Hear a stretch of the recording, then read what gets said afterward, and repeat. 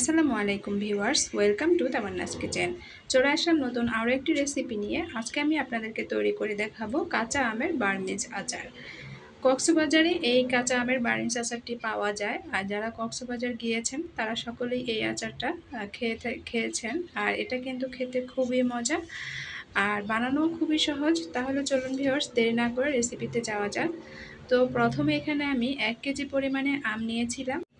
আমগুলোর খোসা ছিলে তারপরে এরকম পাতলা পাতলা করে কেটে নিয়েছি। আর বার্মিজ আচারের ক্ষেত্রে অবশ্যই কিন্তু আমের আটিটা যেন শক্ত থাকে এরকম দেখে আম নিতে হবে। তারপরে এর মধ্যে আমি হাফ কেজির থেকেও কম চিনি অ্যাড করে দিয়েছি। এখন হাতের সাহায্যে এগুলোকে খুব ভালো করে মাখিয়ে নিয়েছি, মানে আমগুলোর সাথে চিনিটা খুব ভালো করে মাখিয়ে নিয়েছি। এখন এটাকে ঢাকনা দিয়ে ঢেকে 1 ঘন্টার জন্য রেখে দিব। ফিরে আসলাম 1 ঘন্টা পর। দেখতে পাচ্ছেন আমগুলো একটু নরম হয়ে গিয়েছে আর চিনিগুলো একদম গলে গিয়ে তারপর চিনি থেকে পানি বের হয়েছে। এখন আমি এই চুলার আঁচটা অন করে দেব। চুলার আঁচটা আমি অন করে দিয়েছি। তারপরে এখানে আমি জাস্ট কালারের জন্য হাফ চা চামচ পরিমাণে লাল মরিচের গুঁড়া দিয়েছি। তারপরে এখানে বিট লবণ দিয়ে দিচ্ছি 2 চা চামচ পরিমাণে। যদি বিট লবণ না থাকে তাহলে লবণ মানে সাধারণ লবণ দিলেও হবে, তবে বিট লবণটা দিলে কিন্তু খেতে বেশি ভালো লাগে। তারপরে সব কিছু ভালো করে মিক্স করে নিয়েছি।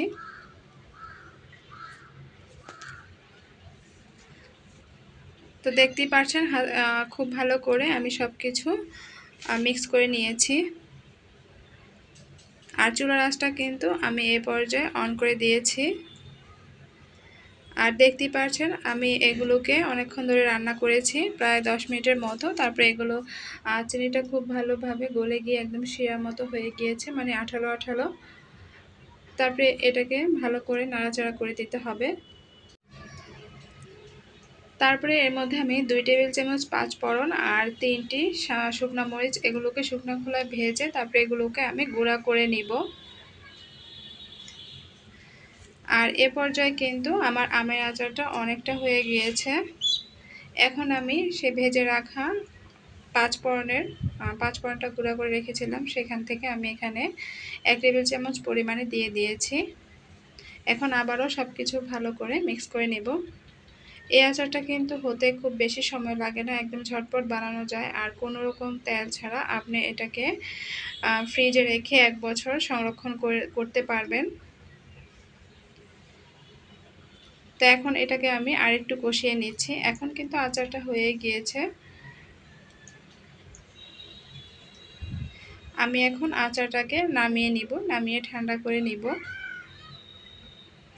তৈরি হয়ে গেল আমার মজাদার বার্মিজ আচারের রেসিপি। অবশ্যই একবার হলেও এই আমের সিজনে এই আচারটি বানিয়ে দেখবেন। ছোট থেকে বড় সবাই খুব পছন্দ করবে, এটা খেতে খুবই মজা। তাহলে আজকের মতো এখানেই বিদায় নিচ্ছি। আবারও হাজির হব নতুন কোনো এক রেসিপি নিয়ে। আল্লাহ হাফিজ।